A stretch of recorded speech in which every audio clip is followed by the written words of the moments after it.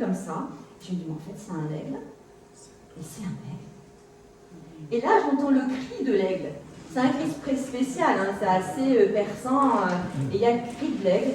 Et là, tout d'un coup, je vois l'animal foncer sur un truc, mais je ne sais pas quoi, parce que c'est quand même assez loin. Je le vois foncer, puis je le vois monter, qui fait des cercles. Et je me dis, waouh, c'est un aigle.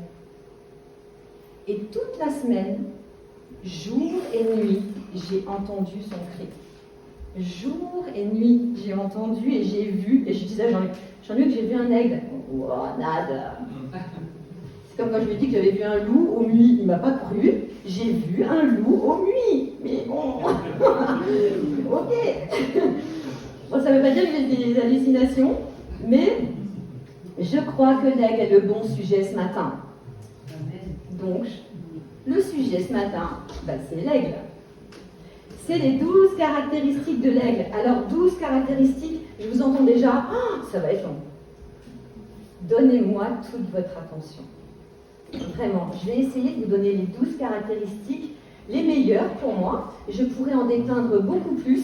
J'ai choisi plusieurs qui, je pense, pourraient parler à chacun d'entre nous. Vous êtes avec moi? Oui. Amen.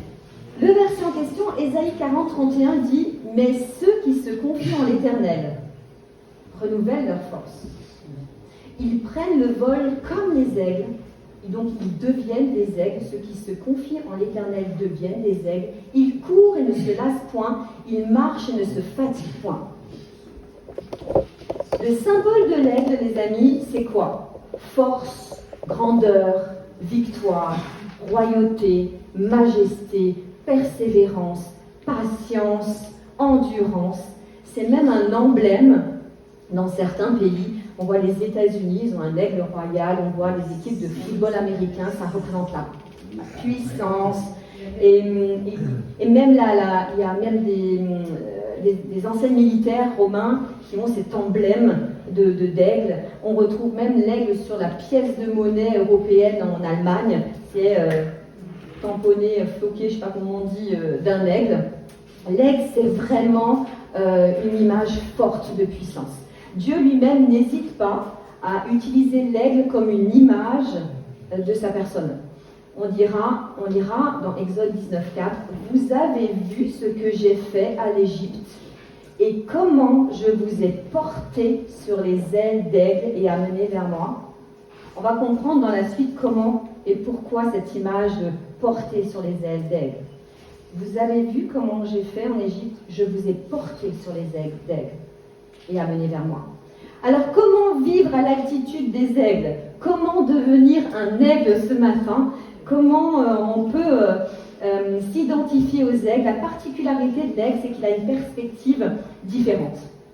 Il a vraiment une perspective différente. C'est l'oiseau qui vole le plus haut. Il n'y a aucun oiseau qui vole aussi haut que l'aigle.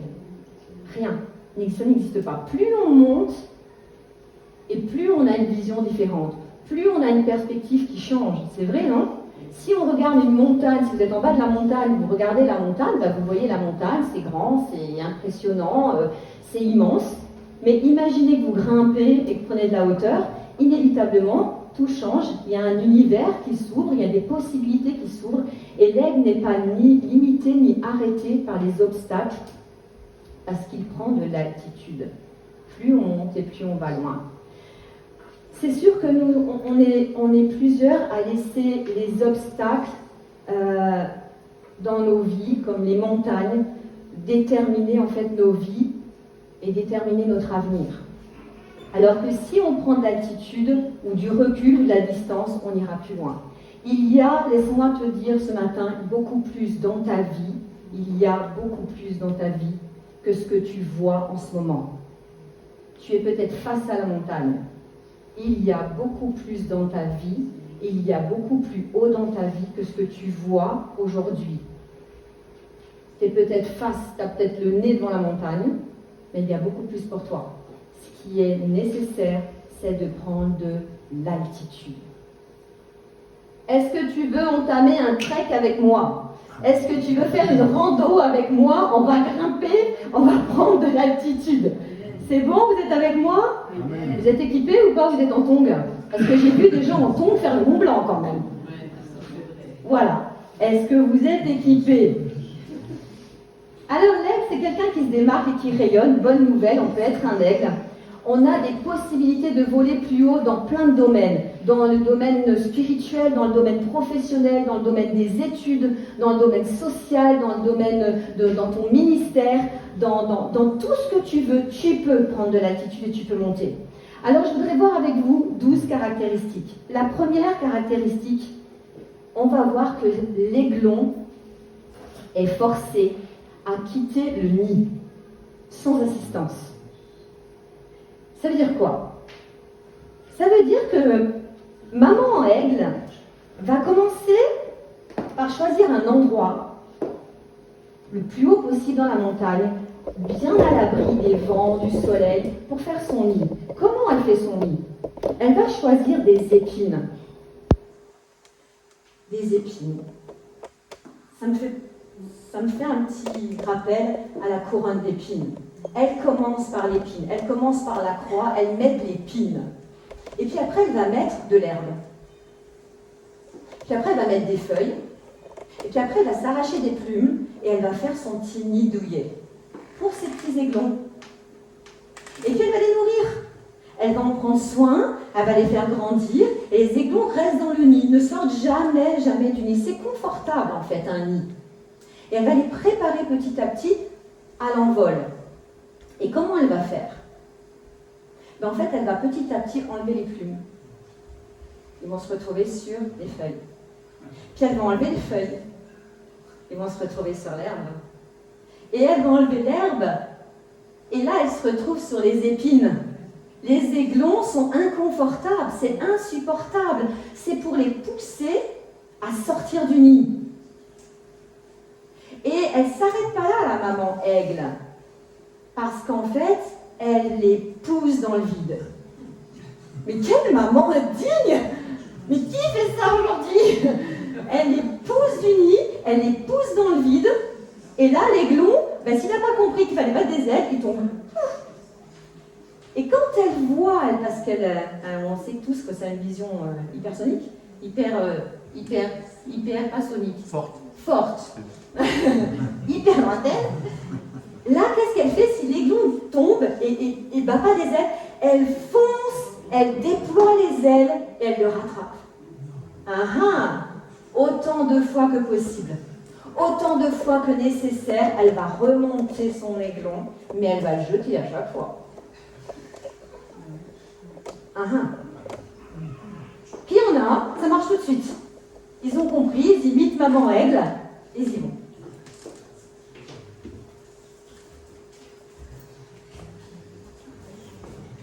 Qu'est-ce que ça pourrait dire pour nous? Je pense qu'il est temps de quitter notre zone de confort. Il n'y a pas de croissance. Bébé aiglon ne peut pas grandir, ne peut pas vivre ce pourquoi il doit vivre s'il ne sort pas de sa zone de confort. Si on demeure dans notre zone de confort, il est capable de les porter sur les ailes. L'aigle est capable, la maman aigle, en cas de défaillance, Dieu est là. Papa est là. Maman est là. Tout va bien. J'ai le droit de défaillir. J'ai le droit de ne pas réussir du premier coup.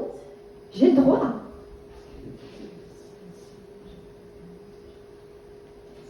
C'est là qu'on comprend mieux le verset. Vous avez vu ce que j'ai fait à l'Égypte et comment je vous ai porté sur les ailes d'aigle. Nous sommes ses enfants. Il nous porte. Dans le Nouveau Testament, le seul qui quitte la barque pour marcher sur les eaux, c'est qui? C'est Pierre. Il a pris de l'altitude, Pierre. Pierre est le seul à sortir de la barque, il prend des risques. Les hommes et les femmes qu'on appelle des chrétiens aigles, c'est ceux qui acceptent de quitter le nid sans assistance. C'est ceux qui prennent des risques financiers, des risques de sortir des sentiers battus. Si tu es prêt à quitter, à changer ta zone de confort, tu voleras à l'altitude des aigles. Pourquoi quitter sa zone de confort alors qu'on est bien? Moi, mon canapé, c'est sympa, ma maison, c'est cool, tout va bien pour moi. Pourquoi je quitterais une zone de confort alors que c'est confortable?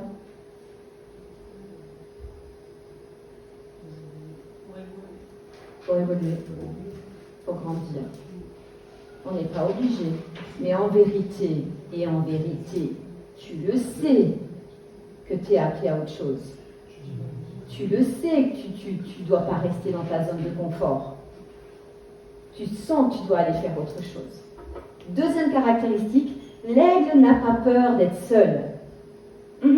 La plupart du temps, vous verrez des aigles en solitaire ou en couple. Ils sont en couple pour toute la vie. Ils font tout ensemble, ils chassent ensemble, ils font tout ensemble.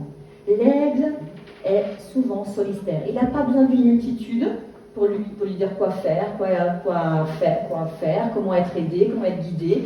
La particularité des aigles sont des gens qui n'ont pas peur d'être seuls. Ça ne veut pas dire ne pas être accompagné ou ne pas avoir d'amis. Ça veut juste dire qu'ils n'ont pas peur d'être seuls quand ils sont seuls. Ils ont à l'intérieur d'eux-mêmes, les chrétiens aigles, une vision, une boussole intérieure, une motivation, et peu importe qu'ils soient soutenus ou supportés, le désir d'aller plus loin, le désir de foncer est plus fort. Quand l'aigle va passer à l'attaque, il prend son envol, qu'il soit seul ou accompagné, il n'est jamais bloqué par son entourage. Il sait. Il y va. Il y a des temps où il faut être seul pour atteindre sa destinée. Noé s'est retrouvé un moment seul. Il n'était pas très soutenu en fait. Il a dû faire des choix. Abraham et Jésus. Jésus, pour atteindre la croix, il a dû prendre un temps où il s'est séparé de ses disciples. C'était lui et Dieu. On est appelé à être des chrétiens qui savent gérer la solitude. Et on est appelé à être des chrétiens aigles. La troisième caractéristique, c'est l'aigle fréquente des aigles. Vous ne verrez jamais des aigles fréquenter des pigeons. Vous ne verrez jamais des aigles fréquenter des canards. C'est pas qu'ils les aiment pas, c'est qu'ils les fréquentent pas. Non, ils les aiment peut-être pour les manger. Ils cohabitent dans l'espace aérien, mais il n'est pas ami avec des pigeons. L'aigle pense comme un aigle et s'entoure d'aigles. Donc pour devenir un aigle, nous devons aussi fréquenter des aigles. Il y a ces gens dans notre vie qui, lorsque nous sommes avec eux, nous sommes tirés vers le haut. Vous voyez de quoi je veux dire? Qui élargissent notre façon de penser, qui nous font voir des différentes perspectives pour notre vie. Et c'est un autre niveau en fait. Et puis il y a des gens au contraire qui nous font perdre de l'altitude. C'est pas qu'ils sont méchants, mais on sait qu'ils nous font perdre de l'altitude, qui nous font diminuer notre façon de penser, diminuer notre croissance, alors qu'il y en a d'autres qui nous tirent vers le haut. Cherchons dans notre vie des aigles et devenons des aigles pour d'autres. L'aigle fréquente des aigles. Quatrième, l'aigle fonce vers la tempête. J'adore ça. J'adore ça. L'aigle est le seul oiseau qui ne se cache pas quand il y a la tempête, vous le savez. Tout le monde se cache. Il y a l'orage, il y a la tempête, tout le monde se barre, il n'y a plus personne. L'aigle, au contraire, il est attiré par la force de la tempête. Il n'est ni effrayé, ni arrêté, ni caché, rien. Il fonce, il n'est pas effrayé par l'obstacle. Au contraire, il devient de plus en plus fort quand il y a une tempête. Les tempêtes de nos vies ne sont pas là pour nous détruire, elles sont là pour nous faire grandir. Ne vous effondrez pas au cœur de la tempête. Ne remettez pas tout en question si vous traversez la tempête. Foncez dans la tempête. Servez-vous de la tempête. Servons-nous de la tempête. Il est possible de survivre aux tempêtes. L'aigle n'est pas arrêté, l'aigle aime la tempête. Quand les nuages arrivent et se rassemblent, quand l'aigle est excité, il va utiliser les tempêtes pour s'élever davantage. C'est ouf! Il fonce au centre, au noyau, et il utilise les vents pour le faire grimper au-dessus de la tempête. Pourquoi nous, on n'utiliserait pas la tempête pour voler au-dessus? Pourquoi on n'utiliserait pas la tempête au lieu de s'accabler, au lieu de se morfondre et s'écraser et se diminuer? On utilise la tempête pour monter, pour grimper. On est au-dessus. On est au-dessus. Faire face à nos défis en frontal. Pas à demi, peut-être que je vais y aller. Non, tu la regardes face à face, tu l'affrontes. Et plus tu l'affrontes, plus tu grimpes. Vous en sortirez bien plus fort, j'en suis certaine. On peut utiliser les tempêtes de nos vies pour atteindre nos objectifs et nos sommets. Apprenons à transformer nos obstacles, nos tempêtes, nos défis en opportunités. Transformons les tempêtes en opportunités. L'aigle se bat pour le meilleur. 5e caractéristique. Un aigle vit entre 60 et 90 ans. La raison pour laquelle il vit aussi longtemps, c'est parce qu'il a un régime alimentaire différent des autres rapaces. C'est pas un charognard. Il ne se nourrit pas des choses mortes. Il se nourrit que du vivant. Il ne va pas manger les restes morts, peut-être en hiver. Il dit dans un reportage, quand il n'a rien à manger. Mais d'une façon générale, il va se nourrir du vivant. J'adore ça. J'adore ça. On se nourrit de la parole vivante. On se nourrit de ce qui est vivant aujourd'hui. Pas du passé. Pas du passé. Le passé, c'est le passé. Le passé a existé, mais le passé n'est plus là. Le passé est mort. On ne se nourrit pas du passé. On ne se nourrit pas de ce qui est mort. L'aigle ne se nourrit pas de ce qui est mort. Certains bloquent sur une époque ou sur une saison. C'était bien, j'étais bien, j'avais de l'énergie, j'avais du courage, c'était une super époque, on voyait des miracles, j'étais en forme. Ok, super. Mais maintenant tu te nourris de quoi? Maintenant tu fais quoi? Tu manges quoi? Les restes? Les restes de ton frigo? Les restes de tes acquis? La batterie branchée de temps en temps parce que je dis un verset tous les 40 ans? On vit sur quoi? On vit de la parole vivante. La parole vivante. Ce que je vous dis là, je me le dis. Je me dis tout de suite, c'est clair et net. C'est pour moi aussi. On vit de quoi? Fais les mises à jour. Ne compte pas sur tes succès antérieurs. Continue à chercher de nouvelles frontières, de nouveaux horizons à conquérir. Laisse le passé au passé. Fais les mises à jour. J'aime bien les mises à jour. En vrai, non, j'aime pas. En vrai, j'aime pas. En vrai, j'aime pas du tout. J'aime pas quand le téléphone se met à jour. Genre, ils me disent toujours, fais tes mises à jour. Non, j'ai bien dans le passé. J'aime bien mon iPhone comme ça. L'aigle a une vision, sixièmement, à 360 degrés. Imaginez que vous êtes sur une tour, vous êtes sur un phare et autour, et vous pouvez regarder à 360 degrés. C'est pas notre cas, mais c'est le cas de l'aigle. Imaginez que vous avez une vision plus large. La majeure partie des gens ont une vision limitée, une vision couloir.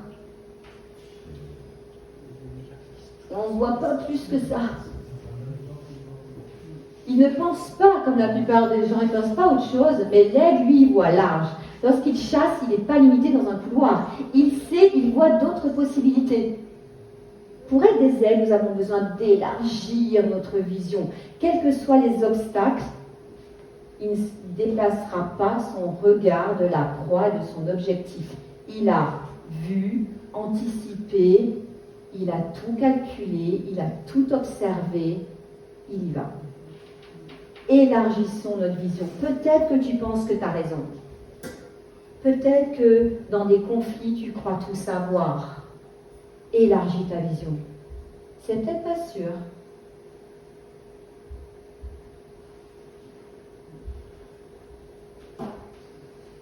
Soyons plus ouverts. Soyons plus souples. Travaillons avec la grâce de Dieu. Et pas avec le...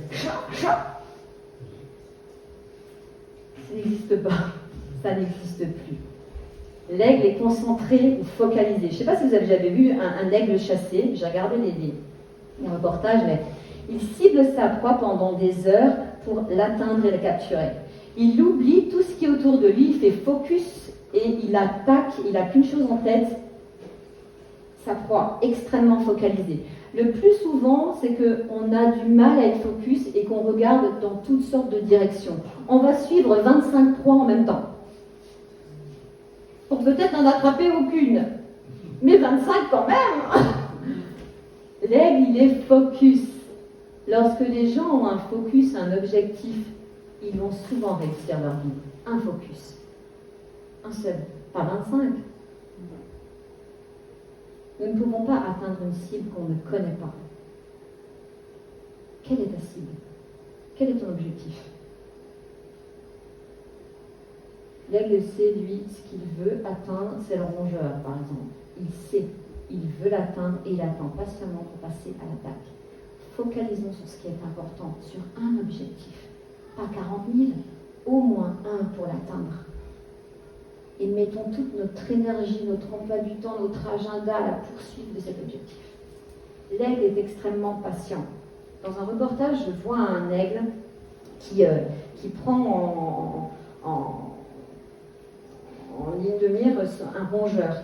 Et il le voit et il fonce. Et le rongeur, en fait, il va tellement dans tous les sens qu'en fait, il loupe la proie. Et le rongeur rentre dans son terrier, en fait.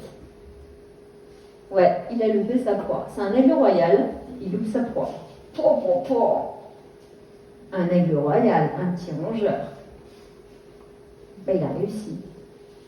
Le petit rongeur a réussi devant l'aigle royal. Il a beau être un aigle royal, il a raté sa proie. Ça arrive au meilleur, non? Ça peut arriver à tout le monde de rater sa proie. Mais la différence, elle ne va pas jouer sur cet échec. La différence, c'est qu'il va se repositionner et il va attendre des heures. Dans le reportage, il se passe 3 heures. Il va attendre des heures que le rongeur ressorte. Et là, il le chope. Le rongeur, lui, se dit, je me suis fait oublier, c'est bon, je peux ressortir. Eh ben non. L'aigle, il a le droit de se tromper. Mais il se repositionne. Il sait ce qu'il veut, il sait ce qu'il veut, il connaît sa cible. Il veut ça, il aura ça. Quelle leçon de patience. Très souvent, on manque dans nos vies de patience. Après un échec, ou quelque chose qui ne fonctionne pas, on va vite abandonner, on arrête, on remet tout en cause. Et dans une société où tout est ultra rapide, je crois qu'on ne sait plus attendre. On ne sait plus attendre. On ne sait plus ce que c'est attendre. La patience, on ne sait plus. Je ne connais pas ce mot. En 2022, je ne sais pas, quelle est la définition de patience? Ça n'existe plus. On ne connaît plus ce mot, persévérance, patience. Et je crois que les gens patients ont des résultats exceptionnels. 9. L'accouplement. Mais alors là, c'est exceptionnel. Les aigles. Le jeu amoureux des aigles. Vous connaissez? Madame Aigle vient prendre une petite brindille sur le sol et s'envole. Monsieur Aigle la suit. Et Madame Aigle monte et lâche la brindille. Et Monsieur Aigle, hop, va chercher la brindille et la ramène à Madame Aigle. Et Madame Aigle n'est pas trop contente, elle veut aller plus haut. Alors elle monte plus haut, Madame Aigle, toujours avec sa brindille, elle lâche sa brindille. Monsieur Aigle la rattrape, il la ramène, et elle monte encore plus haut, etc., etc., etc. Elle monte hyper haut. Et lui, il va la suivre. Et ça va être un jeu qui va durer des heures et des heures et des heures. Et en fait, s'il se loupe, il se loupe. Faut pas qu'il se loupe, il a une chance. Il se loupe, c'est mort. Mais s'il se loupe pas, elle va être d'accord pour s'accoupler avec lui. En fait, l'aigle va tester l'engagement, va tester son mâle, en fait. Alors, elle va lui permettre de s'agripper uniquement si il rattrape les brindilles. Et plus elle monte haut, plus elle demande des... C'est comme si on demandait à prendre de la hauteur, plus on demande des choses et plus savoir jusqu'où il peut aller, là, l'aigle mâle. Jusqu'où tu peux monter, gars? Jusqu'où tu peux aller pour moi? Jusqu'où tu peux y aller? C'est ça, en fait. Que ce soit dans la vie privée ou dans l'entreprise, et cela, je m'adresse à quelqu'un en particulier. Je sais que je m'adresse à quelqu'un en particulier. Que ce soit vous ou sur Internet, je sais que je m'adresse à quelqu'un en particulier. Il faut tester l'engagement des personnes destinées à s'associer avec vous. Ne vous associez qu'avec les gens qui ont réellement fait la démonstration de vouloir s'associer ou de travailler avec vous, qui ont fait cette preuve de détermination pour ça. Ne vous associez pas sinon. Ce principe, évidemment, il est valable de partout, aussi bien pour un choix de conjoint ou de conjointe, il est valable de partout. L'aigle observe, l'aigle analyse, l'aigle teste, l'aigle guette. Il n'engagera jamais une action sans ça. Il réfléchit, il guette, il observe et il va. Il calcule, il regarde, il connaît et il connaît le timing. Mon 10e point, il connaît le timing. Tout est dans le temps. Des fois, on peut avoir un bon projet, ce n'est pas le bon timing. On peut avoir un appel, mais on ne le manifeste pas dans le bon timing. L'aigle a compris le timing. L'aigle ne peut pas voler, vous savez, pendant des heures et des heures. Il est trop lourd, il ne peut pas voler des heures. Donc en fait, il a un thermomètre qui va déterminer et détecter la bonne température d'air pour y aller. Il ne va pas s'épuiser, là, le gars, à monter, là. Il va attendre que les conditions soient réunies avec le thermomètre qu'il a à l'intérieur pour y aller. Quand il y va, automatiquement, il se serre des vents plus haut et il monte. Inévitablement, il monte plus vite que les autres et il monte plus haut que les autres. Il ne s'épuise pas, l'aigle. Il sait quand y aller. Il sait qu'on ne monte pas un Mont Blanc avec des tongs. Il a les bonnes conditions, il a les bonnes chaussures, il a le bon sac à dos, il a tout prévu, sa barre de céréales, il a tout prévu, le gars, il va. Il est équipé. Il sait. Il attend le timing. Et nous, souvent, on est dans le mauvais timing. Ça ne veut pas dire qu'il faut être ni en retard ni en avance. Et des fois, on attend tellement mon timing que finalement, on passe à côté. Il faut prendre des risques, on l'a vu. Mais je crois que nous sommes appelés à devenir des aigles et à connaître avec notre thermomètre qui est le Saint-Esprit. Go! C'est maintenant. Vas-y, c'est maintenant. Tout est réuni pour que tu y ailles. Go! Mon dernier point, mon avant-dernier point, c'est que l'aigle vieillit. Dans Psaume 103,5, il dit « C'est lui qui rassasie de bien ta vieillesse. C'est lui qui te donne richesse, prospérité, mais pas que, mais aussi bonheur. C'est lui qui rassasie de bien ta vieillesse, qui te fait rajeunir comme l'aigle. » Je sais dire quoi en fait? Qui te fait rajeunir comme l'aigle. Et en fait, il faut savoir que ces plumes à l'aigle deviennent fragiles, faibles, et qu'il les perd. Et en fait, plus il vieillit, plus il perd un peu ses plumes, et quand il vole, ça fait un sifflement. Donc il est détecté. Il n'est plus aussi rapide, plus aussi indétectable, plus aussi perçant. Donc, il va devoir se rendre à l'évidence. S'il ne fait rien, il va mourir.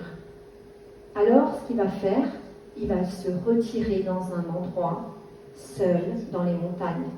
Et là, il va arracher ses plumes. Il va s'arracher ses plumes fragiles, faibles. Il va briser son bec.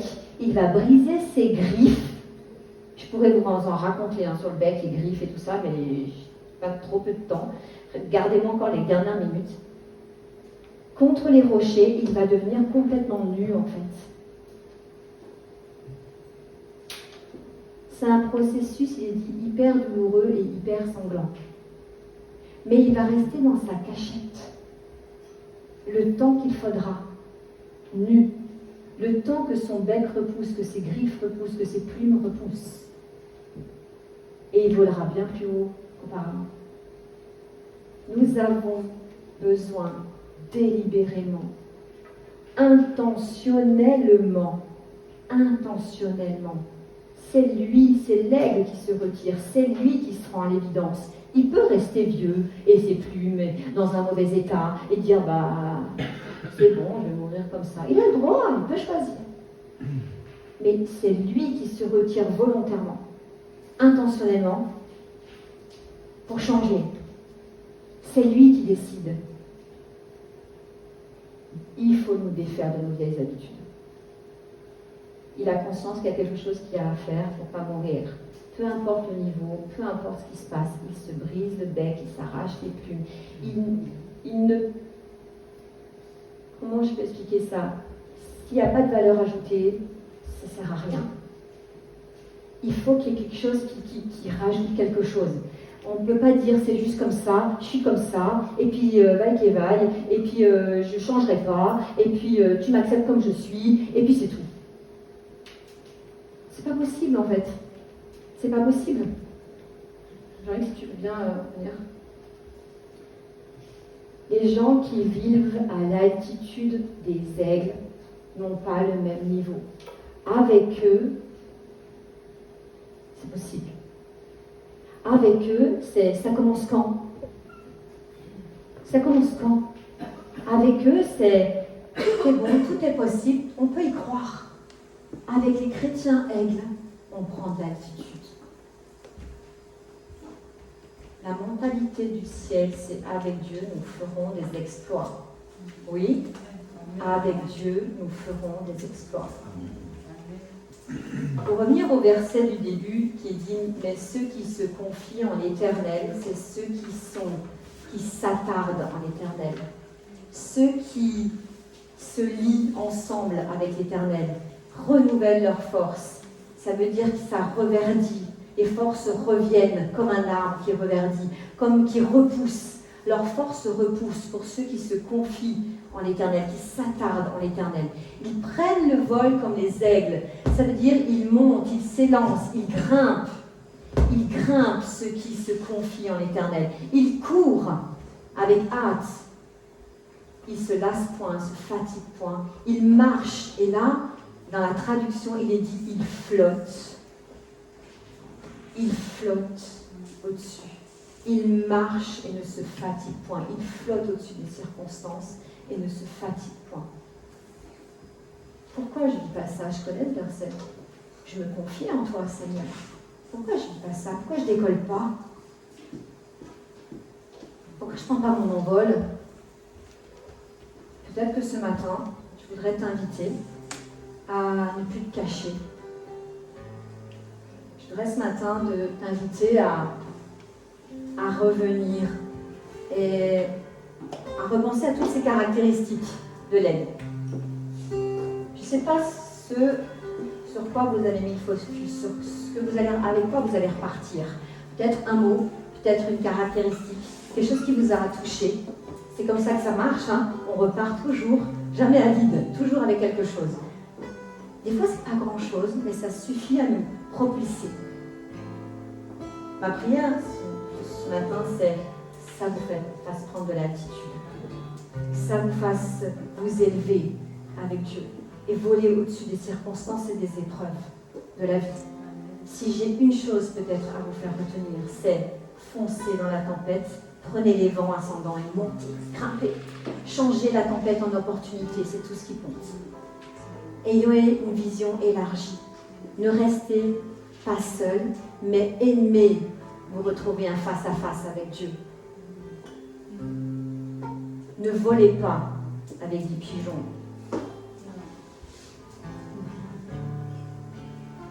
Collez à d'autres aigles. Ça, c'est important. Donc ce matin, je voudrais demander à Jean-Luc de faire un chant spécial qui m'est revenu quand je préparais ce message. Je voudrais vous inviter ce matin à vous lever de votre chaise, à vous dire, je prends de l'altitude, je veux faire face, je veux y aller. J'ai besoin de prendre de l'altitude parce que j'en ai marre de raser le sol. J'en ai marre de voler en bas. J'en ai marre de ne pas réussir à monter la montagne. Je veux voir loin. Je veux voir les possibilités. Je veux voir où Dieu veut que je sois. Je veux mon objectif. Je veux cibler au moins un objectif. Au moins une proie. Et l'atteindre. Et si je la loupe, c'est pas grave. On se repositionne. Et on attend. On attend le top. Ce matin, pendant ce chant, je vous invite à vous avancer si vous avez besoin qu'on prie pour vous. Pas de problème si la personne, pas de problème si vous n'en avez pas besoin. Tant mieux, je dirais. Mais si vous voulez que les choses changent, que les circonstances changent, je vous invite.